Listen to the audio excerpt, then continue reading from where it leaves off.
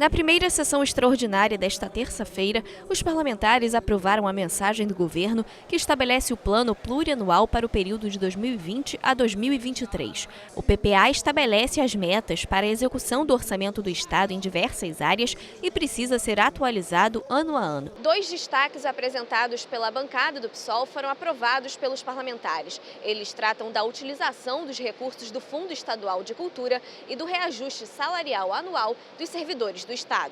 O projeto foi aprovado e volta para mais uma votação. A gente tem trabalhado, especialmente o deputado Leomar Coelho, presidente da Comissão de Cultura, mas toda a bancada do PSOL, para que os investimentos na área da cultura sejam garantidos. É muito importante, gera empregabilidade, gera interação na sociedade. A cultura é muito importante em todo o Estado. A gente está no Estado do Rio de Janeiro há 5 anos, sem nenhum tipo de recomposição de perdas salariais, quando tanto a Constituição quanto o regime de recuperação fiscal permitem que haja uma política de recomposição de perdas. O que é isso?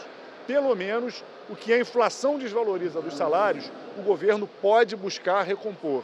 E a gente tem trabalhado para que isso seja incorporado na agenda do governo. Houve um aumento de receita incluída no orçamento, derivada da lei do Fundo Estadual de Combate à Pobreza, derivada da nova lei temporária do Fundo Orçamentário e derivada das novas projeções de receita, função da melhoria dos indicadores econômicos. Também discutida a proposta que estabelece a Lei Orçamentária Anual para o ano de 2020. Na mensagem do governo, estava previsto um déficit nas contas de 10 bilhões e 700 milhões de reais. A receita estimada era de cerca de 70 bilhões e as despesas no valor de 81 bilhões de reais. Apesar da previsão do governo, a Comissão de Orçamento da Alerj deu parecer favorável a 98% das emendas elaboradas pelos parlamentares. E com isso, as projeções foram modificadas. O déficit ficou em 10 bilhões e 600 milhões de reais, a receita corrente em 72 bilhões e 600 milhões de reais e as despesas passaram para o valor de 82 bilhões e 200 milhões. As alterações nos valores se deram pela revisão da inflação e pelos recursos do leilão do petróleo realizado em novembro deste ano. Também foram incluídos 2 destaques do PSOL. Um pretende garantir que 60% do orçamento do Fundo Estadual de Cultura seja investido no interior do Estado, e o outro em relação ao reajuste salarial dos servidores estaduais. Nós avançamos bem, tivemos alguns destaques que foram retirados porque tivemos entendimento de que era possível acomodá-los tanto em texto como em valores, porque de fato são alguns programas necessários e importantes para o governo do Estado e não havia uma necessidade de votação contrária, até porque conseguimos uma margem de remanejamento de 20% no valor global, o que também faz com que o governo tenha a possibilidade de executar programas. A vitória foi grande, a gente conseguiu alcançar isso com uma base bem unida. Garantir que os recursos do Fundo de Cultura sejam de fato investidos. E outra, para garantir que eles sejam investidos na proporção em que no máximo 40% seja na capital, para que os outros 60% cheguem a toda a região metropolitana e a todo o interior do Estado do Rio de Janeiro. O deputado Leomar Coelho, presidente da Comissão de Cultura, rodou todo o Estado fazendo audiências da Comissão de Cultura e viu como os equipamentos, os eventos culturais são mal distribuídos regionalmente. Também foi incorporada na LOA a garantia da previsão orçamentária para aplicação do plano de cargos, carreiras e salários para os servidores da saúde. O projeto foi aprovado e volta para a votação da redação final. O PCCS é uma luta antiga nessa casa. Quando nós inserimos uma emenda, e essa emenda foi resultado também da atuação de vários partidos, em particular dos partidos de oposição, nós estamos aqui reafirmando o compromisso do governo do Estado de fazer a sua previsão orçamentária, sobretudo porque as compensações orçamentárias exigidas pelo Programa de Recuperação Fiscal foram apresentadas pelo secretário de Saúde. Então, não há motivo para o governo não fazer. Na segunda sessão extraordinária desta terça, os parlamentares discutiram proposta de emenda à Constituição do Estado enviada pelo governador para desvincular a utilização dos percentuais repassados ao FISED. o Fundo Estadual de Investimentos e Ações de Segurança Pública e Desenvolvimento Social, e ao FECAM, o Fundo Estadual de Conservação Ambiental e Desenvolvimento Urbano. Uma alteração na Constituição Federal já permite a desvinculação de 30% das receitas dos estados. O FISED terá a desvinculação de 30%, já o FECAM, além dos 30%, poderá ter até 20% a mais, chegando ao total de 50% da utilização do fundo. Já o fundo que trata do Corpo de Bombeiros e da Polícia Militar foram autorizados 20% da utilização desse fundo. Os recursos podem ser utilizados pelo governador para outros fins, inclusive pagamento de servidores, enquanto perdurar o estado de calamidade financeira. Parlamentares excluíram da PEC os seguintes fundos: Fundo Especial Acadepol, Fundo Estadual da Cultura, Fundo de Recuperação Econômica de Municípios Fluminenses, Fundo de Microcrédito para Empreendedores das Comunidades Pacificadas do Rio, Fundo Estadual de Assistência Social, Fundo de Apoio ao Desenvolvimento Tecnológico, Fundo Estadual de Fomento à Economia Popular Solidária, Fundo Especial da Polícia Civil e Fundo para Infância e Adolescência. O substitutivo foi aprovado em segunda discussão e vai para promulgação. Nós estamos falando de mais de 900 milhões de reais, com certeza, porque quando nós trouxemos os projetos que estavam destacados todos para uma PEC, nós conseguimos trazer outros fundos que primeiramente não haviam sido lançados, como por exemplo o FAF, que era um fundo que não tinha vindo no projeto original. Outros fundos poderão ser desvinculados, não haverá prejuízo para servidores, não haverá nenhum prejuízo, pelo contrário, nós vamos garantir que com essa desvinculação dentro do período de calamidade, os principais serviços fundamentais sejam todos cumpridos e os servidores não tenham nenhum salário ou seus proventos atrasados. Na terceira sessão extraordinária, os parlamentares analisaram mensagem do governo que cria o Fundo Estadual de Fomento à Operação Segurança Presente.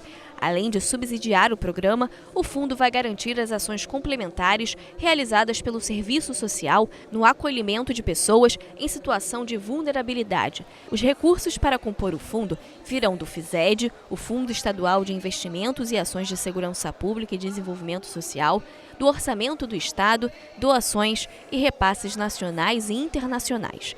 Atualmente, a Operação Segurança Presente já atende os seguintes locais: Aterro do Flamengo, Lagoa, Meia, Centro, Copacabana, Leblon, Ipanema, Tijuca, Laranjeiras, Botafogo, Bangu e nos municípios de Niterói e Nova Iguaçu.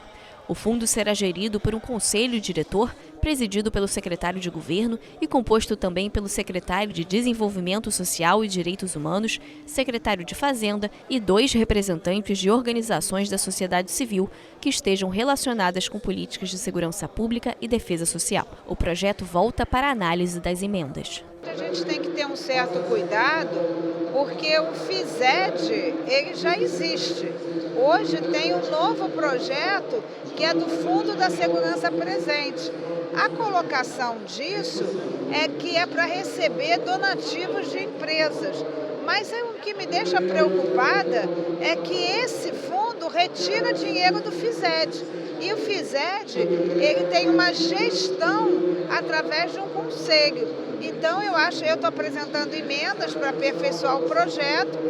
Sou uma das pessoas que aplaude o Segurança Presente, mas estou olhando com muito cuidado a realização desse novo fundo. Também foi discutida a mensagem do Poder Judiciário, que eleva as comarcas de Itaboraí, Macaé e Maricá à categoria de entrância especial.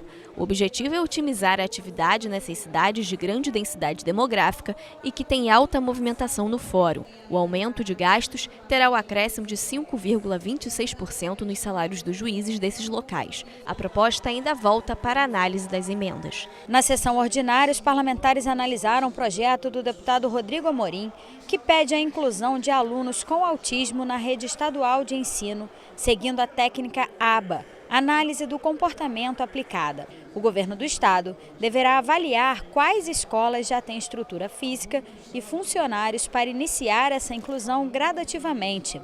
A Secretaria de Educação poderá fechar convênios com universidades para capacitar os profissionais. A proposta recebeu uma emenda e retornou às comissões. A importância do tratamento é um olhar diferenciado que permita que o cidadão, o indivíduo com transtorno possa ser bem recebido no âmbito escolar, de forma a ser integrado numa educação emancipadora para o mercado de trabalho. E é um grande gesto do Parlamento, de mãos dadas com o Poder Executivo, naquela linha de integrar as pessoas com deficiência, num olhar amplo, com todos os temas como o Parlamento deve ter. Também segue para a sanção do governador a proposta do deputado Alexandre Knoploch, que cria um programa de combate e prevenção a incêndio em unidades do Degase. 20% pelo menos dos funcionários deverão ser capacitados e aqueles servidores que tiverem interesse poderão se candidatar voluntariamente para o curso. Já o deputado Anderson Alexandre quer alterar a lei que concedeu tratamento tributário especial para a implantação e operação do Comperge. O parlamentar modifica o artigo sobre a geração de empregos. Na legislação atual, é contrapartida do Comperge gerar pelo menos 3.500 empregos apenas na operação. O projeto inclui também o período de construção, implantação e pré-operação. A proposta amplia ainda os municípios atingidos pela geração de empregos. O texto foi aprovado. Aprovado o projeto dos deputados Marcelo do Seudino, Tia Ju, Rosane Félix e Sérgio Loubach, que pede que o governo torne obrigatória a presença de um psicólogo escolar nas escolas da rede estadual de ensino. A deputada Marta Rocha apresentou o projeto para alterar a lei que criou o Sistema Estadual de Cultura. A parlamentar inclui trecho para garantir apresentações e ações culturais nas escolas da rede de ensino do Estado. A proposta foi aprovada. Analisado ainda o projeto do deputado Renato Cozzolino, que proíbe a utilização dos termos cartório e cartório extrajudicial para descrever o trabalho de despachantes. A proposta prevê advertência e multa para quem descumprir a regra. Os recursos das multas serão repassados ao Fundo Especial para programas de proteção e defesa do consumidor. O texto aprovado segue para a sanção ou veto do governador. Também discutida a proposta dos deputados André Siciliano, Carlos Mink e Zeidan Lula, que garante a manifestação dos torcedores durante eventos esportivos e proíbe a censura prévia por agentes de segurança públicos ou privados. Em caso de descumprimento da lei, será aplicada advertência e depois multa de R$ 150 por cada ato de censura. O projeto não isenta torcedores que divulgarem mensagens homofóbicas, racistas e de intolerância religiosa de serem punidos pelo ato. O texto aprovado segue para análise do governador. Nos estádios, onde estava havendo repressão, mordaça, vários torcedores chegavam com um boné, uma camisa, uma faixa contra o fascismo, até contra a repressão ou contra o racismo, e eram proibidos de entrar. Então, essa lei de nossa autoria, com a deputada Zeidan e o deputado André Siciliano, que o governador vai sancionar, garante a liberdade de expressão nos estádios. É claro que seguem vedadas as expressões de racismo, homofobia, até nazismo, que é crime federal. Essas continuam proibidas. O governo do estado pode ter que estabelecer regras para a manutenção de aparelhos de ar-condicionado nos prédios públicos. O objetivo é garantir a qualidade do ar nesses ambientes fechados. O projeto do ex-deputado Dr. Giulianelli foi aprovado em primeira e retorna ao plenário em segunda discussão.